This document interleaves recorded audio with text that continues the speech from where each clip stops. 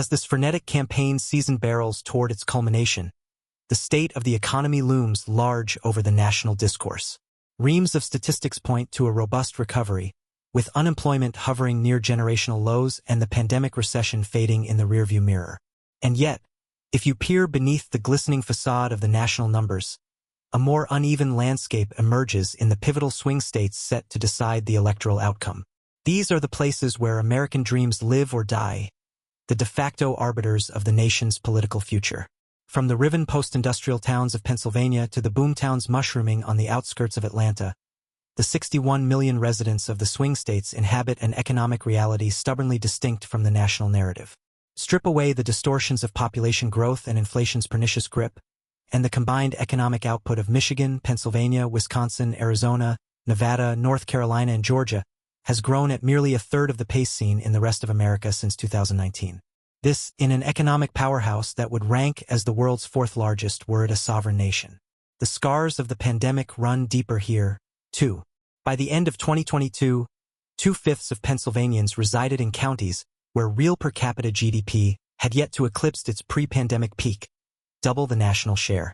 In the Rust Belt triple threat of Michigan, Pennsylvania, and Wisconsin, the states that flipped the presidency in 2016, the recovery has proven especially tenacious. Yet the fortunes of these states defy broad generalizations. The very growth expertise has rendered Arizona and Georgia bastions of prosperity has, in some locales, begun to fray the social fabric. In Reno, a new cohort of factory grunts toils in the lithium mines of the 21st century economy, laboring for firms like Tesla and Walmart that recent administrations fought brutal corporate wars to retain on American soil. But their paychecks are quickly consumed by a ravenous housing market, whipped into frenzy by an endless stream of arrivals escaping the insanity of California costs. This silent tidal wave, as a local charity director terms it, has left nurses' aides, warehouse workers, and property maintenance crews alike teetering on the edge of homelessness, even as their very presence augurs an economic renaissance. The cranes piercing Reno's skyline mock the financial precarity below. To the east, in Atlanta's booming exurbs, the same prosperity paradox plays out on a grander scale as waves of newcomers ripple ever outward. Multinational giants like the battery behemoth SK erect glittering new factories to capitalize on Georgia's pro-business climate and skilled workforce pipeline. But in their wake, an upheaval. Once bucolic hamlets transmogrified into dense, traffic-clogged sprawl as housing costs spiral outward in concentric rings of disarray. The political ramifications are impossible to miss. Local officials who gorged at the trough of corporate handouts now beat a hasty retreat, slamming the door on new investments with open dread over the social and infrastructural toll. Counties like these will render the final civic judgment on Joe Biden's audacious bid to reinvigorate American manufacturing might. It is here, in these dimly lit cul-de-sacs and foreclosed storefronts, that voters will validate or rebuke the Democratic mantra of an economy rebuilt for all Americans, not just those at the top. A prosperous statistical aggregate rings hollow against the dissonant chorus from communities estranged from its promises. That is the challenge confronting Vice President Kamala Harris as she takes the Democratic banner into the roughneck swing state battlegrounds.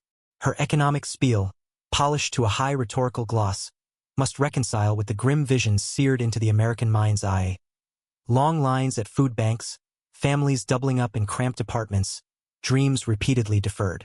To the median voter in places like Erie, Pennsylvania, where a massive $1.2 billion investment has yet to shake a decade-long malaise of deindustrialization, utopian talk of an industrial renaissance lands with a heavy thud. The realities of high inflation, still incomplete recovery from pandemic job losses, and a manufacturing base truncated by years of incremental decay have left deep psychological scars. Peddling rosy visions of a factory jobs revival may seduce in coastal metropolises, but here it invites derisive scoffs from townies whose lifeblood long depended on the very mills now gathering rust. These are humans etched by experience, hardened by cycles of fleeting booms and soul-crushing busts, the human infrastructure of swing state America. Harris's running mate, Minnesota Governor Tim Walz, was handpicked to strike an empathetic chord with voters weary of bloodless technocrats. In his earnestly self-effacing retail brand of politics, the Democratic ticket has a powerful centrifugal force, a signal flare of folksiness to cut through the static. But arrayed against them is a potent psychological force in Donald Trump, a Zelig-like talent for channeling the subconscious anxieties percolating through swing state America. The former president's scathing economic critique has already found fertile soil, a reverberation chamber of discontent echoing through the decaying downtowns and rusting factories from Erie to Milwaukee.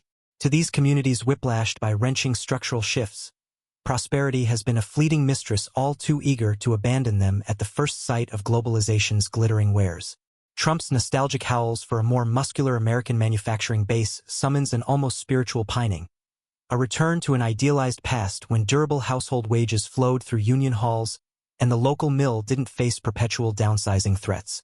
Now, the ominous clouds of a potential recession darken the economic horizon, and with them, Harris's prospects for winning over the skeptical denizens of these locales.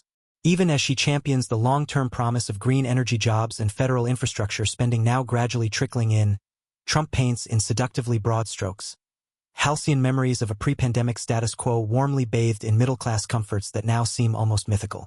For voters already beaten down by the economic headwinds buffeting their hometowns and personal balance sheets, the idea of returning to 2019's relative calm has undeniable resonance.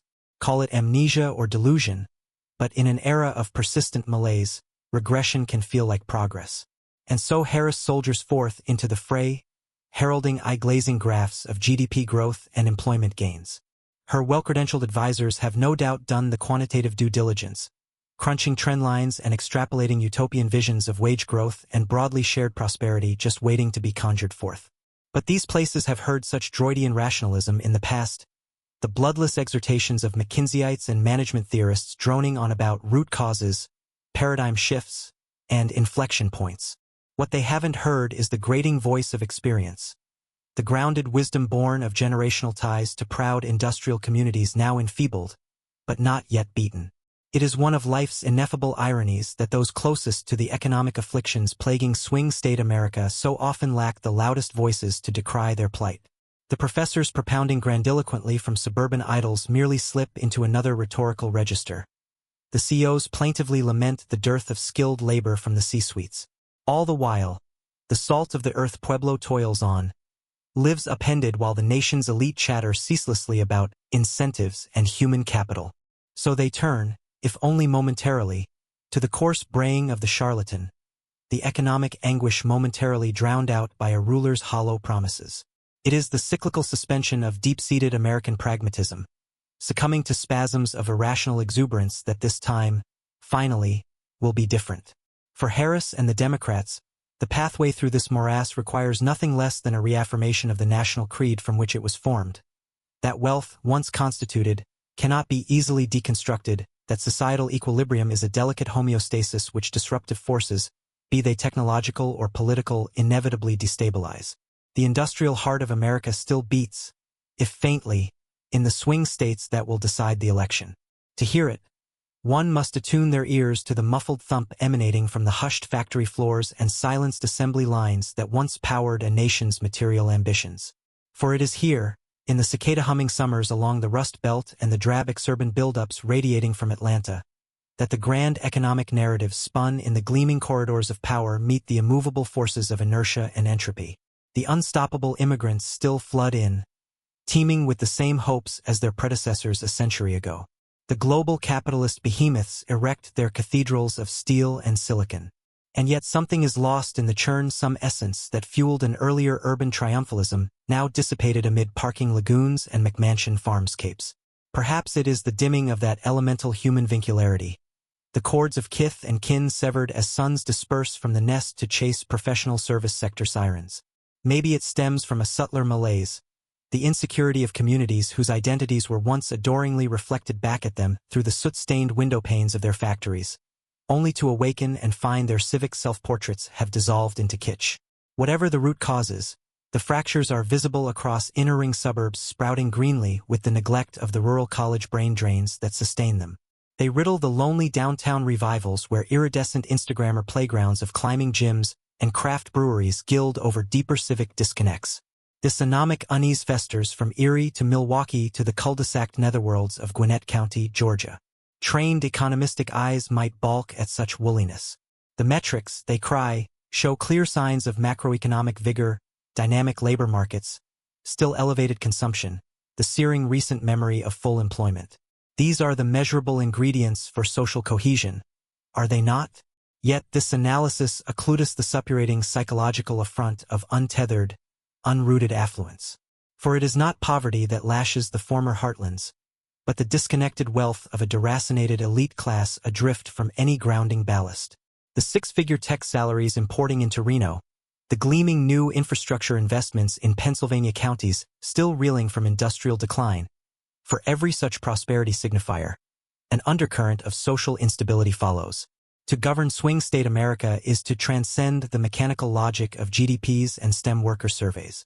It requires immersing oneself in the dreamscapes of these places, the soothing internal murmurs of belonging and solidarity too often drowned out by modernist cacophonies. Both parties grasp at the rhetorical threads of these deeper yearnings, if clumsily. In exhuming the sepia-toned memories of America's fading industrial vigor, the Republicans vow a repatriation to a semi-mythical age when the working man's callous grip still shaped national commercial destiny. The Democrats, meanwhile, brandish the tantalizing visions of a green industrial reckoning, a great economic revival made sustainable by climate exigency. Yet both share a fatal conceptual flaw, rooted in their fixation with revival over reinvention, looking forever over their shoulders for a retrospective lodestar. For the swing state communities bestride between desuetude and reinvention, nostalgic fealties offer little salve. Theirs is a plaint born of transience, of once being indelibly etched into the national identity only to find their imprint inexorably fading. It is an anguish recognized only glancingly by the bicoastal hubs of hypermodernity and ruthless creative destruction. In those realms, identity is unshackled from physicality, an endlessly protean shapeshifter inventing new subjecthoods with each app update or viral discontinuity. But in the humid river valleys and weather-beaten factory towns, rootedness still governs the social equilibria. This is the tension that Harris and her Republican opponents must navigate. On the one hand, they cannot simply discard the storied lineages and fading cultural glories still imparting meaning in these locales. The martial heritage of Marietta's antebellum homesteads, the dowdy Union mythos encrusted beneath the rust of Allentown smokestacks, to airbrush these totems from the civic consciousness would be to sever the last connections binding people to place. And yet, neither can they indulge in nostalgic revivalism lest they doom their constituents to sentimental stagnation. For try as they might to summon its ghosts, the grand industrial order of that colossal wealth manufacturing machine fueled by millions of interlocked human componentry, is never to be rekindled in its prior totalizing breadth.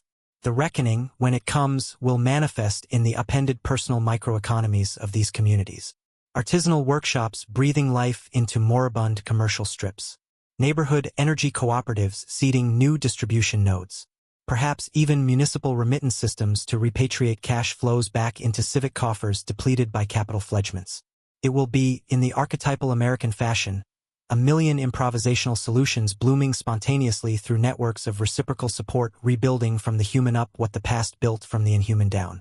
Forging new identities rooted as deeply in a place as ever, but modernized for permanence and self-subsistence in ways the industrial monoliths never could abide. Neither party has reckoned with this prospective future in full.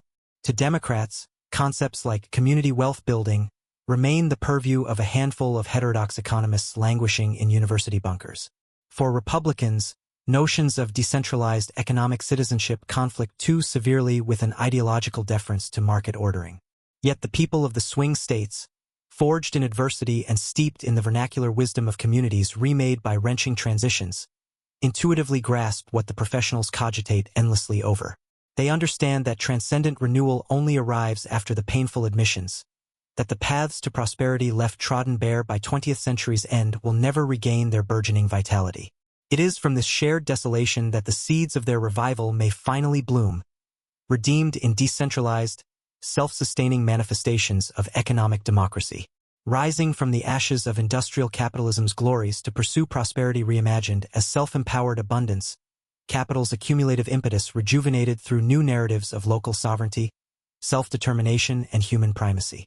The great unlock has yet to be fully conceptualized, still less achieved. Harris and her opponents still speak in the ossified vernaculars of corporate incentives and mass production totemism. But inklings of the transformations required glimmer through the cracked windscreens.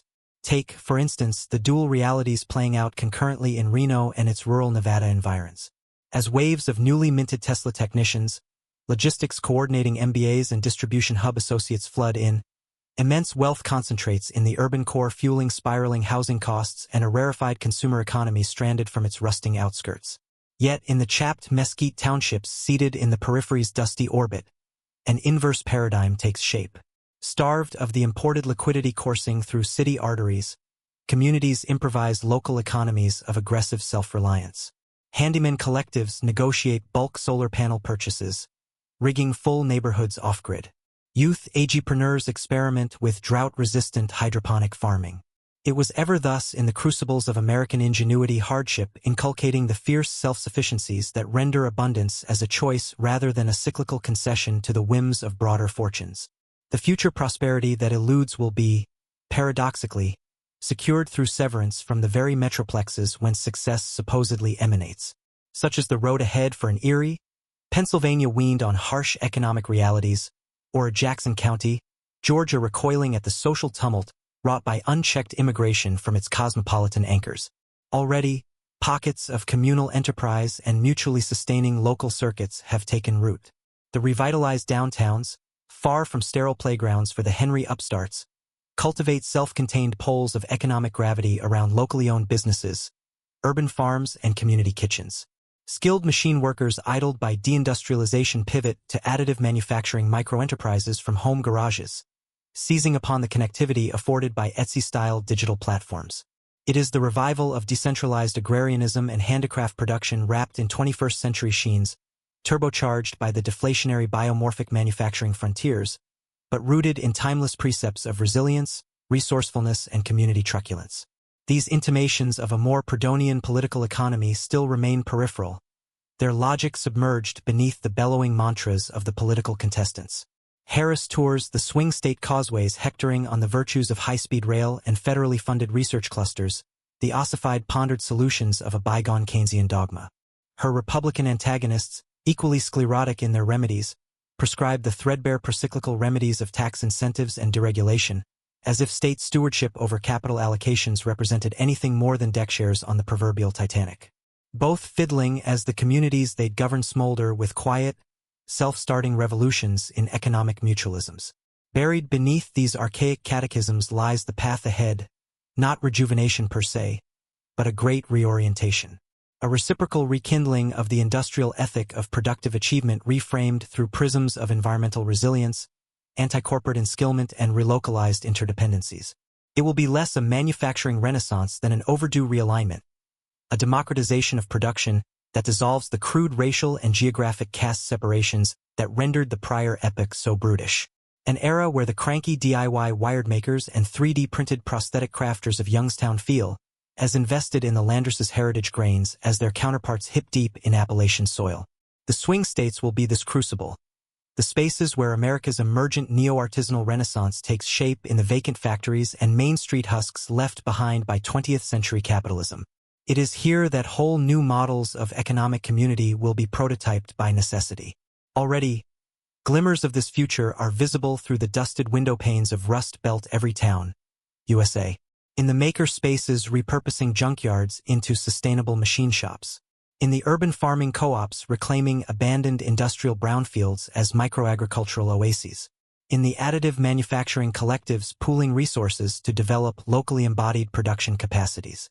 At first, these undertakings will appear quaint, the Fokin byproducts of plucky locavores and millennial craftspeople rejecting the anodyne consumerism of their upbringings. Pockets of bohemian makers festering in the long shadows cast by big manufacturing's skeletonized ruins. But sociologists will quickly identify something more profound catalyzing beneath the surface trendiness. A wholesale reframing of human-machine synergies sparking the renewal of ancient legacies of Yankee tinkering and homestead self-reliance. The labors of production, once alienated into Stakhanovite drudgeries on the assembly line, are being reimagined as sources of skill, mastery, and community identity. The detached passivity of pure consumerism curdled into something more participatory, a reawakened ethos of creative human agency over the processes of material personal sustenance. Where the industrial titans toured model towns celebrating worker subordination, These new municipal labs will workshop local autonomy and network-activated provisioning services. It will be a renaissance of civic resourcefulness, of localized garment and textile revivalism, community bionutrient economies, urban mining and remediation cooperatives. A great repatriating of skills and self-reliance to the very neighborhoods abandoned amid 20th century capitals' centrifugal expansions. Crucially, these new municipally cultivated prosperity spheres will leverage technologies hastening the fragmentation of traditional mass production toward more localized, on-demand and customizable alternatives. The utopian vision of cloud-based computer-aided design merged with small-batch additive manufacturing synthesizes into an emancipatory torrent of maker entrepreneurialism and enskillment. No longer beholden to vertically integrated supply chains, the average community workshop becomes a gusher of inventive ferment, forging localized production recipes and remixing open-source hardware for context-specific use cases. As global logistics channels simplify through rationalization and automation, a cornucopia of digitally circumscribed physical goods become economically viable for community self-production.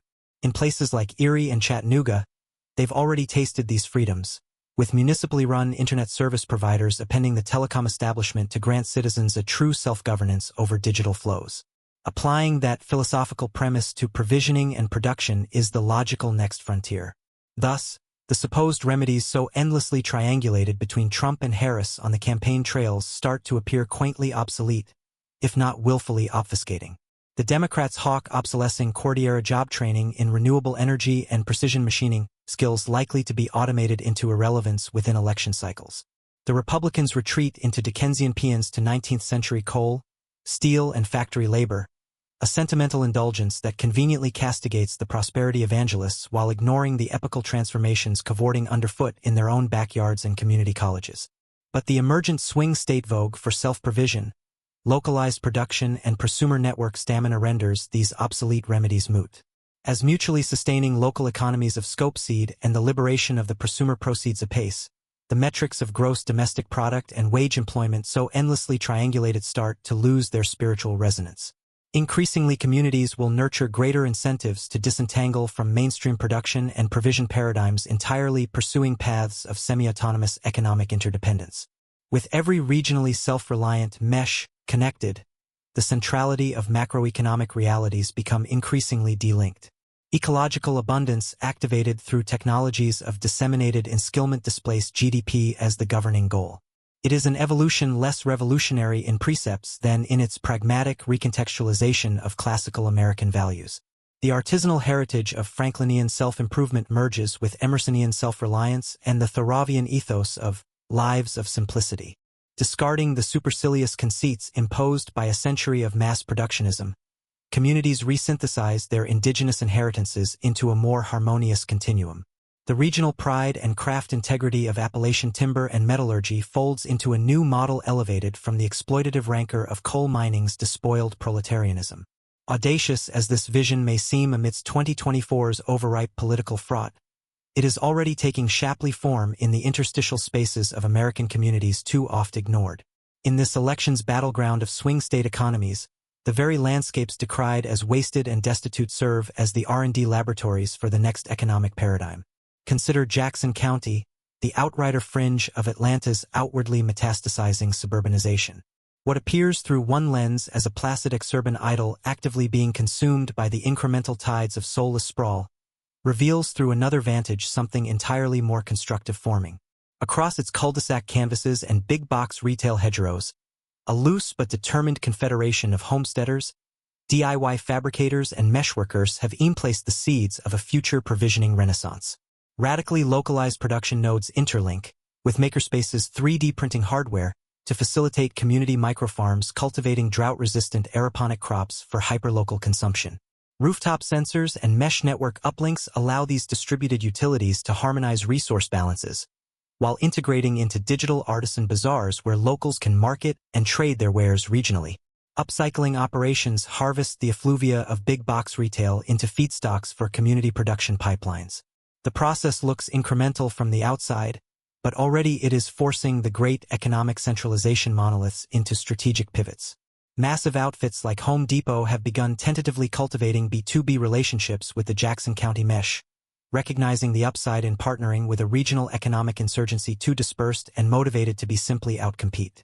This groping towards symmetry between proletarian self-provision and integrated corporatism remains uneasy and imperfect.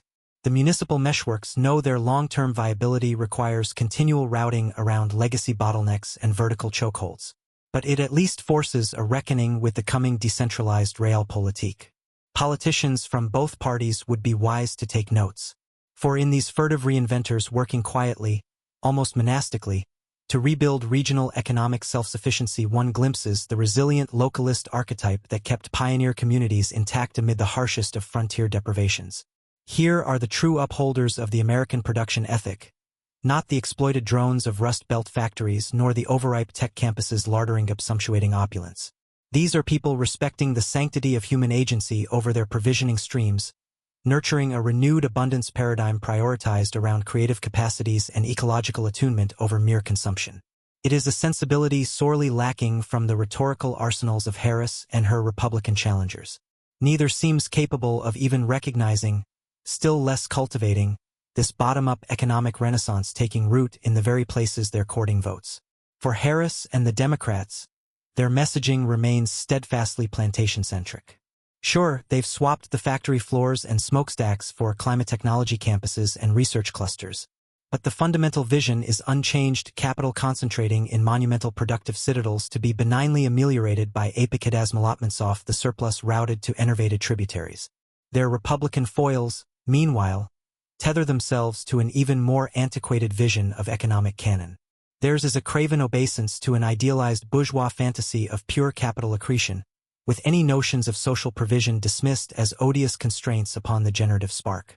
They proffer bucolic suburbanizations and corporate fiefdoms freed from regulatory incursion.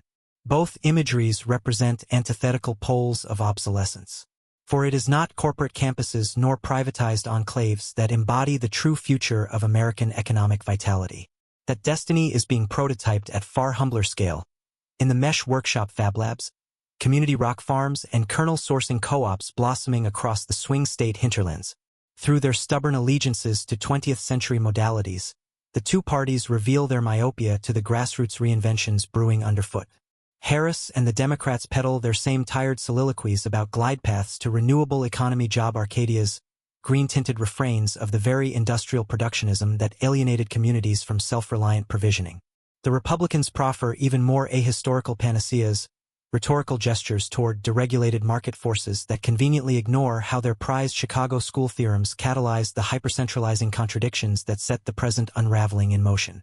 Both factions suffer from imaginative deficiencies, an inability to conceptualize economic paradigms distinct from the hierarchical industrial caste systems that define the 20th century's closing acts. The Democrats reflexively default to machine tending and technology workerism, while the Republicans remain committed to the primacy of capital accumulation and shareholder value supremacy. In contrast, the grassroots swing state reinventors operating through meshworks and community provisioning nodes nurture a more transcendent economic vision, one premised on reviving humanity's primacy over our material provision streams. Not as cogs in another system, but as sovereign directors restraining and repurposing productive capacities in harmonization with ecological and cultural contexts. Theirs is an accelerating reintegration of craft, utility, local identity, and resourcefulness into a holistic praxis. Consider the urban homesteaders of Erie, Pennsylvania, retrofitting vacant warehouses into self-sustaining production pods that synthesize local agricultural produce with digitally fabricated hardware to meet community needs. Automated mesh networks route neighborhood-scale resource load sharing through distributed ledgers, choreographing multifamily kitchen and tooling cooperatives. Community biofabrics and industrial upcycling facilities meld digital design with urban renewable inputs, stewarding material flows into continual loops of harvesting, refining, and local distribution. Where the 20th century paradigm industrialized and abstracted production into opaque and alienating processes, these regional mesh build-outs cultivate the exact opposite, an elevating transparency that reenchants material provisioning as a participatory endeavor for communal self-actualization. Products become intrinsic to identity as regional recipes. Distributed designs and open hardware schematics coalesce into vessels for articulating community narratives of shared ecological heritage. Around these palpable totems, whole new cultural covalences crystallize, with Erie's once atomized neighborhoods reforging legible associations through a renaissance of localist production chauvinism. And Erie is far from alone. Across Michigan's Upper Peninsula, socially minded crypto projects intermarry community self-issued currencies with material marketplaces, erecting digital ecosystems for neighborhood collectives to arbitrage their output of locally sourced goods and machined hardware. In rural Nevada, whole burgeoning mesh belt communities have arisen embedding such bottom-up self-sufficiency paradigms into their zoning and governance regimes.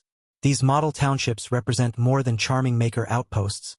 They embody a first-principles reboot of political economy tailored to 21st century technologies and existential imperatives. In an era where the twin tsunamis of ecological peril and automation threaten to sever the final threads binding capitalism's alienations, these communities proffer an indigenous relinging of human prosperity with environmental regeneration.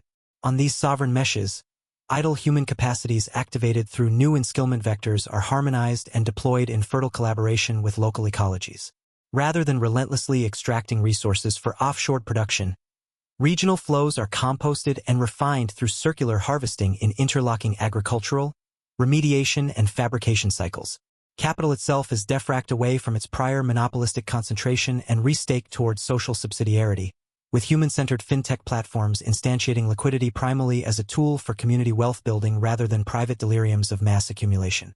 Mutual credit networks, crop trusts, and stakeholder cooperatives realign financial vapor into rooted covalences, bonding human labors with local balance sheets and asset portfolios.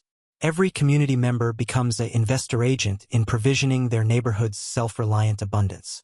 These new economic modalities don't simply represent hip upgrades or Silicon Valley panaceas. They embody a fundamental rewiring of humanity's subjectivities from dissociated commuter/consumer monads into interdependent meshmates, self-determining producers re-embracing their primacy as ecological participants in provisioning their local slices of the Terran metabolism. It's a stark rebuke to the archaic binaries of 20th century ideological sclerosis, where Democrats and Republicans endlessly bickered over the relative merits of public versus private capital stewardship. These regional reshoring nodes transcend such simplistic dualisms entirely.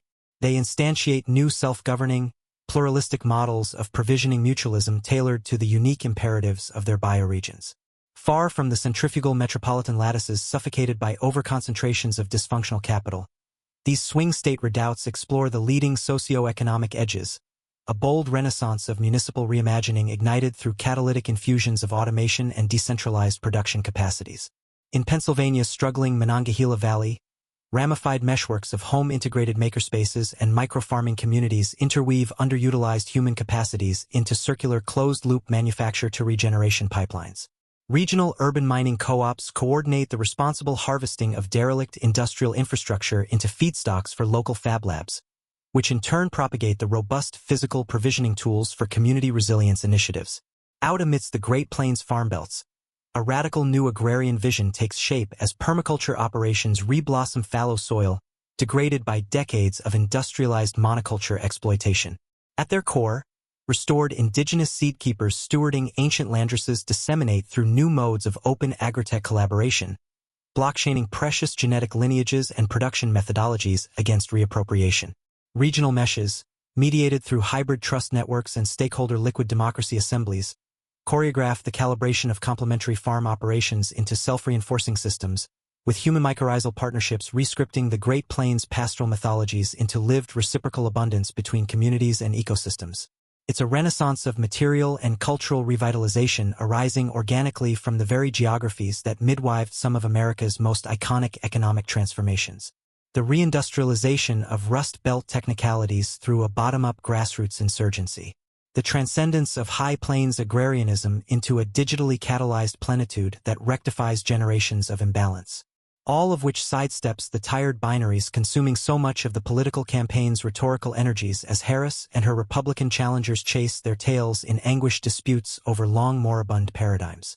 The Democrats proffer the same pallid recapitalizations of an illusory green economy, a technocratic corporatist vision where communities exist as mere supply chain nodes subordinated to some grandiose centralized climate accords and sovereign innovation parks.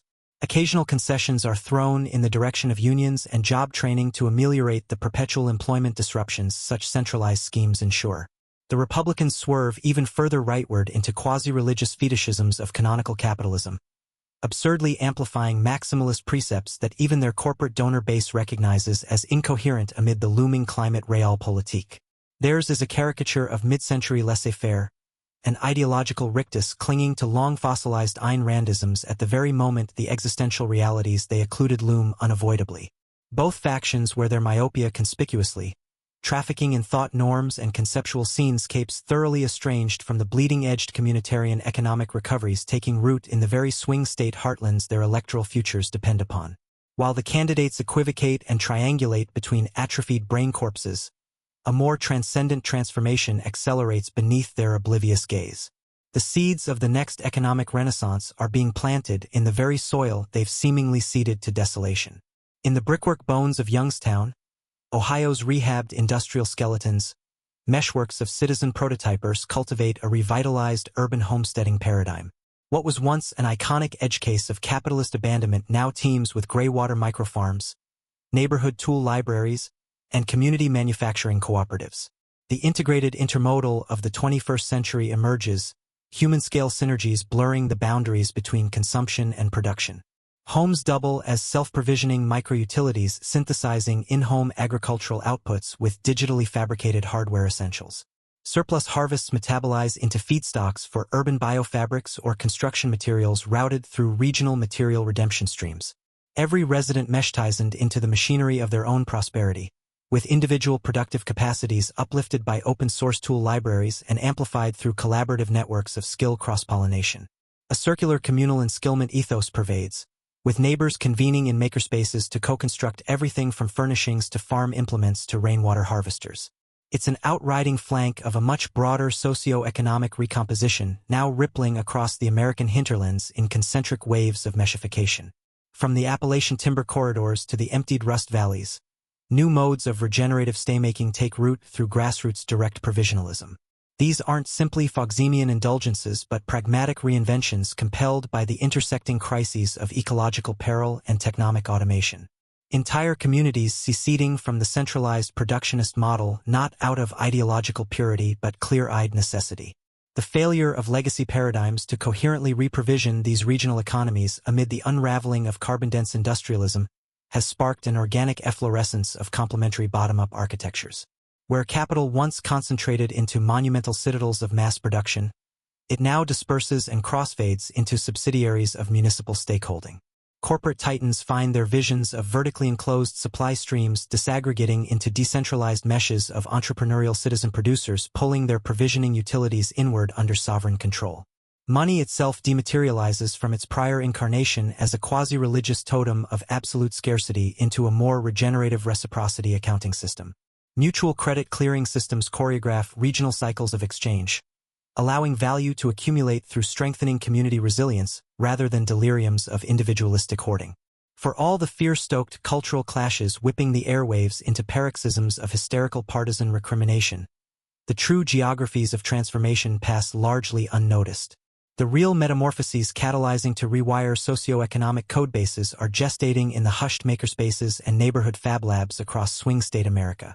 It is there that the future is being prototyped and prefigured through pragmatic municipal experimentalisms that are already rendering the raved platforms of the Democrats and Republicans into antique artifacts of a bygone production paradigm.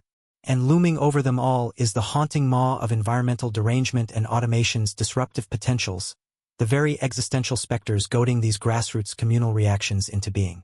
Harris and her opponents flounder amidst these accelerating tides of historical renovation, always playing catch-up ideologically to economic swerves that have already hit escape velocity culturally.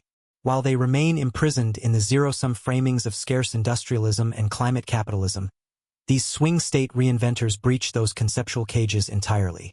Theirs is a renaissance of abundant community provision, of seeing every human fractal as a node of productive capacity to be harmonized and cross-catalyzed in regenerative synergies with local ecologies. The political theater of partisan mitigation and incentive skewing gives way to a more transcendent craft of total enskillment, of uplifting and interweaving the participatory genius of each citizen producer into communal utility.